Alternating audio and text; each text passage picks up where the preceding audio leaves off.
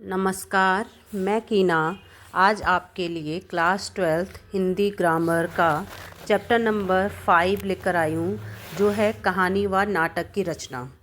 कैसे करें कहानी का नाट्य रूपांतरण या कैसे बनता है रेडियो नाटक। ठीक है, तो सबसे पहले हम क्या जानेंगे, कहानी से क्या तात्पर्य है।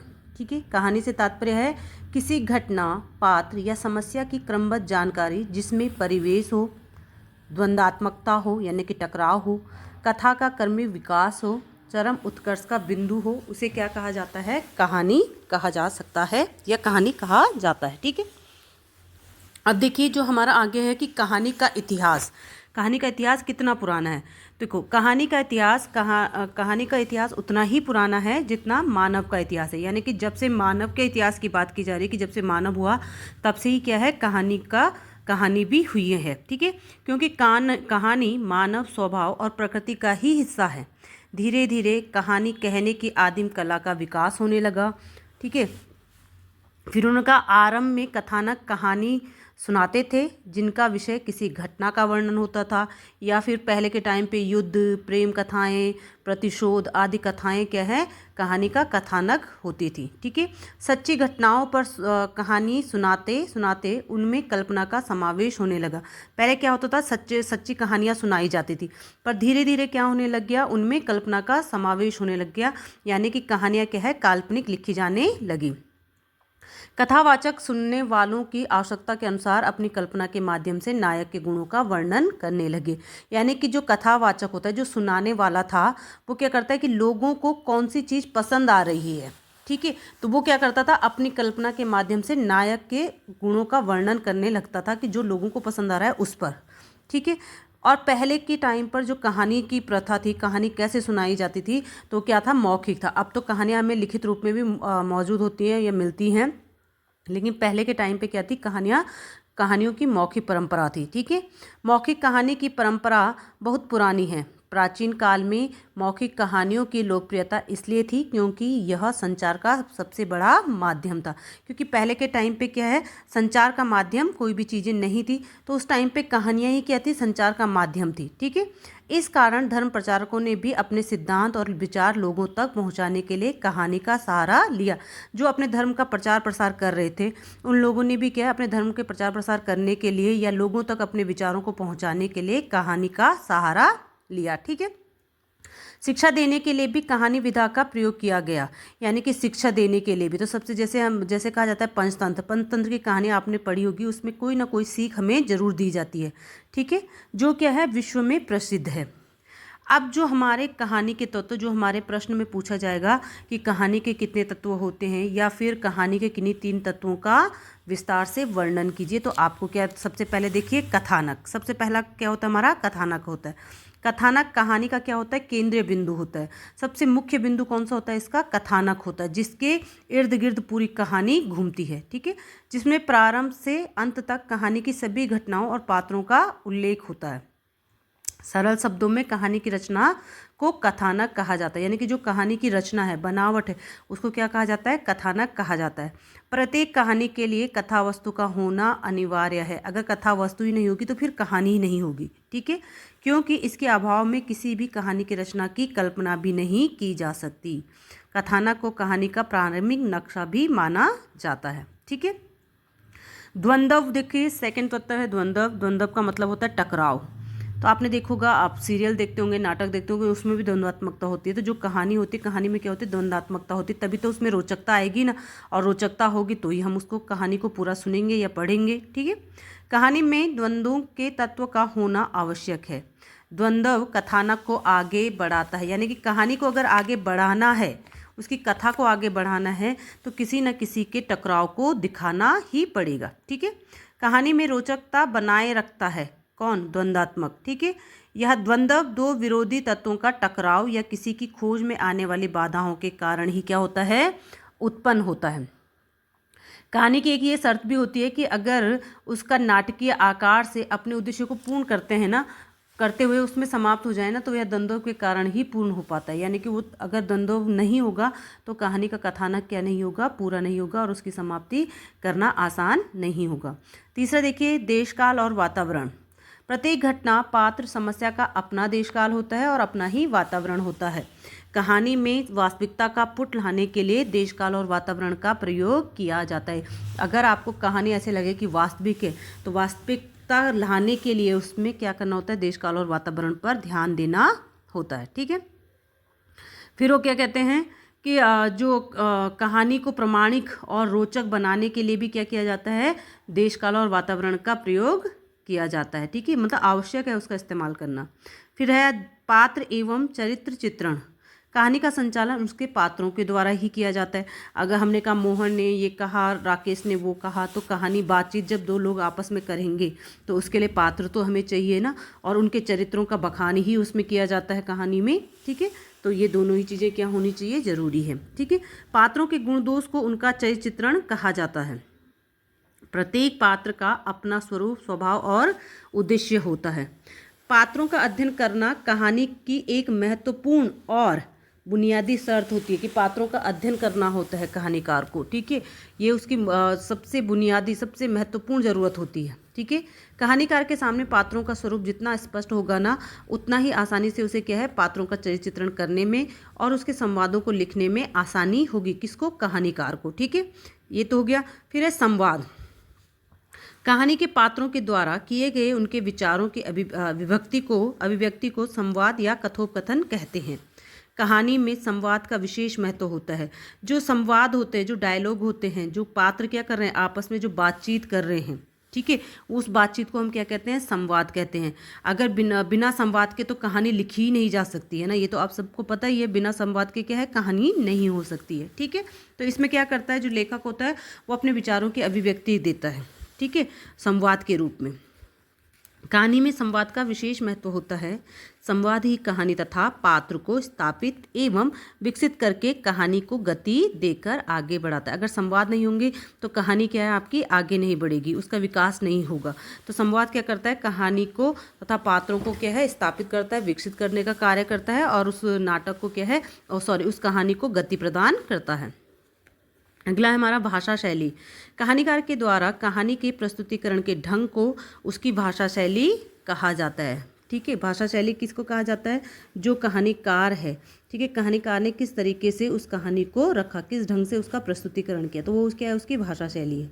ठीक है, भाषा शैली एक तो ऐसी होनी चाहिए ना कि जो पाठक हो, जो पढ़ने वाला हो, वो क्या है, उसकी ओर खिंचा चला जाए। इतनी सरल भाषा का इस्तेमाल होना चाहिए और इतनी आकर्षक भाषा का इस्तेमाल होना चाहिए कि पढ़ने वाला वर्ग है उस कहानी की ओर आकर्षित होकर चला जाए। दूसरी चीज़ क्या है कि कहानी की जो भाषा होगी वो बहुत सरल, सहज और क्या होनी चाहिए, प्रभावमयी होनी चाहिए। ठीक है, ये चीज़ आपको भाषा शैली में याद रखना है। सरल होनी चाहिए, स्पष्ट होनी चाहिए, सहज होनी चाहिए और प्रभावमयी होनी चाहिए। दूसरों पर प्रभाव डालने वाली भाषा शैली होनी चाहिए। अगला है उद्देश्य। प्रत्येक कहानी किसी न किसी उद्देश्य को लेकर लिखी जाती है। जो पहले का टाइम था, हमारा पुराना टाइम था, तो जितनी भी कहानियाँ होती थी ना, वो कुछ ना कुछ उद्देश्य के साथ ही लिखी जाती थी। वो कुछ ना कुछ लोगों को या समाज को जागृत करने का काम करती थी। ठीक है, तो इसलिए उन्होंने क्या कहा है कि कहानी का उद्देश्य होना जरूरी है। कहानी जिस उद्देश्य से लिखी जा रही है ना, तभी तो कहानी बनेगी पूरी। अगर उद्देश्य नहीं होगा तो कहानी पूरी कैसे बनेगी। ठीक है, कहानी की रचना बिना किसी उद्देश्य के नहीं की जा सकती। अतः उद्देश्य कहानी का क्या होता है, एक अनिवार्य तत्व होता है। दूसरी चीज़ है जो प्रश्न पूछा जा सकता है कि कहानी लिखते हुए हमें किन बातों को ध्यान रखना होता है। ठीक है, क्या क्या हमें ध्यान रखने योग्य जो बातें होती हैं। तो पहली बात क्या है, कहानी का आरंभ आकर्षक होना चाहिए। अगर हम कहानी का प्रारंभ करें तो कैसा होना चाहिए, उसका आकर्षक होना चाहिए। ठीक है, कहानी का शीर्षक उपयुक्त तथा आकर्षक होना चाहिए। जो कहानी का शीर्षक है, जो मुख्य टाइटल है, वो क्या होना चाहिए, एक तो उपयुक्त होना चाहिए और आकर्षक होना चाहिए। बेफालतू कोई सा भी टाइटल नहीं देना है। ठीक है, कहानी में विभिन्न घटनाओं और प्रसंगों को संतुलित विस्तार देना चाहिए। किसी प्रसंग को ना तो अत्यंत संक्षिप्त लिखें और ना ही किसी को अनावश्यक बहुत बड़ा लिखें। ठीक है, कहानी की भाषा सरल, स्वाभाविक तथा प्रभावमयी होनी चाहिए। उसमें क्लिष्ट शब्द तथा लंबे वाक्य नहीं होने चाहिए। ऐसे चुभने वाले शब्द नहीं होने चाहिए। ठीक है, जो बहुत मतलब कुछ दूसरों को जैसे कठोर शब्द होते हैं ना, उन शब्दों का इस्तेमाल उसमें नहीं होना चाहिए। दूसरी चीज़, कहानी जब हम लिख रहे हो तो बहुत लंबे वाक्य ना हो। ठीक है, संवाद पात्रों के स्वभाव एवं पृष्ठभूमि के अनुकूल होने चाहिए। कहानी के संवाद छोटे होने चाहिए। स्वाभाविक होने चाहिए, उद्देश्य के प्रति सीधे लक्षित होने चाहिए। जो उद्देश्य है कहानी का वो सीधा उस लक्ष्य तक पहुंच रहे हों। कहानी का अंत सहज ढंग से होना चाहिए। ये तो क्या है, हमारा कहानी है, ठीक है। तो कहानी में हमें कौन कौन सी चीज़ें, कहानी लिखते समय हमें किन किन बातों का ध्यान रखना चाहिए वो सब मैंने आपको बता दिया। आपको ये पढ़ना है अच्छे से। ये 4 नंबर में भी आ सकता है और 2 नंबर में भी आ सकता है, ठीक है। अब वह नाटक से क्या तात्पर्य है। नाटक साहित्य की सर्वोत्तम विधा मानी जाती है, क्योंकि जो नाटक होता है, कहानी को हम सुन सकते हैं, पढ़ सकते हैं, लेकिन नाटक को हम सुनने के साथ, पढ़ने के साथ साथ उसको देखा भी जाता है, ठीक है। नाटक को हम क्या कर सकते हैं, सुन भी सकते हैं, पढ़ भी सकते हैं और देख भी सकते हैं। आगे अगला है कि नाटक शब्द की उत्पत्ति किससे हुई है, नट धातु से हुई है, ठीक है। और नट का अर्थ क्या होता है, अभिनय, जो अभिनेता के द्वारा किया जाता है, ठीक है। तो जो क्या है, अभिनेता शब्द से जुड़ा हुआ है। इसे क्या कहा जा सकता है, रूपक भी कहा जाता है। अगर रूपक पूछा गया कि रूपक क्या है तो आपको घबराना नहीं है। रूपक का मतलब क्या है, नाटक के बारे में वो पूछ रहा है आपसे, ठीक है। भारतीय परंपरा में नाटक को दृश्य काव्य की संज्ञा दी गई है, ठीक है। अब है नाटक और अन्य विधाओं में अंतर क्या है। नाटक हो गया और आपकी अन्य विधाएं हो गई, कहानी, निबंध, कई सारी रेखा चित्र, जीवनी, आलोचनाएं, कितनी सारी विधाओं में साहित्यकार लिखते हैं, ठीक है। साहित्य की अन्य विधाएं अपने लिखित रूप में ही निश्चित और अंतिम रूप को प्राप्त कर लेती हैं। यानी कि अगर आपको निबंध वाली विधा देखेंगे आप, तो वो निबंध लिख दिया है ना, उसके बाद वो ख़त्म, ठीक है। उसके बाद उसका कुछ नहीं किया जा सकता। लेकिन नाटक क्या है, लिखने के साथ साथ उसको दिखाया भी जाता है, उसका मंचन भी किया जाता है, यानी कि उसे मंच पर भी प्रस्तुत किया जाता है, ठीक है। मंचन के पश्चात उसमें संपूर्णता आती है, किसमें, नाटक में। नाटक तभी पूर्ण माना जाएगा जब उस क्या है, मंच पर दिखाया जाएगा। अतः साहित्य की अन्य विधाएं पढ़ने या सुनने तक की यात्रा तय करती हैं, परंतु नाटक पढ़ने सुनने के साथ साथ देखने के तत्व को भी अपने में समेटे हुए हैं, ठीक है। वो देखने सुनने के साथ साथ क्या क्या है, पढ़ने और सुनने के साथ क्या क्या किया जाता है, उसे देखा भी जाता है, ठीक है। अब है नाटक के अंग क्या क्या माने जाते हैं। सबसे पहला अंग माना जाता है समय का बंधन। जो नाटक है ना, नाटक का जो प्रथम अंग माना जाता है वो क्या माना जाता है, समय का बंधन माना जाता है। समय का बंधन नाटक की रचना पर अपना पूरा प्रभाव डालता है, ठीक है। पूरा प्रभाव किसका पड़ता है, समय के बंधन का। नाटक की शुरुआत से लेकर अंत तक क्या है, एक निश्चित समय सीमा के अंदर ही पूरा होना होता है। अगर आधा घंटे का नाटक है तो उसे आधा घंटे में ही पूरा करना होगा। ये नहीं कि आधा घंटे से आपने क्या कर दिया, 40 मिनट उसको कर दिया, ऐसा नहीं कर सकते। किसमें, उसके अंग में, ठीक है।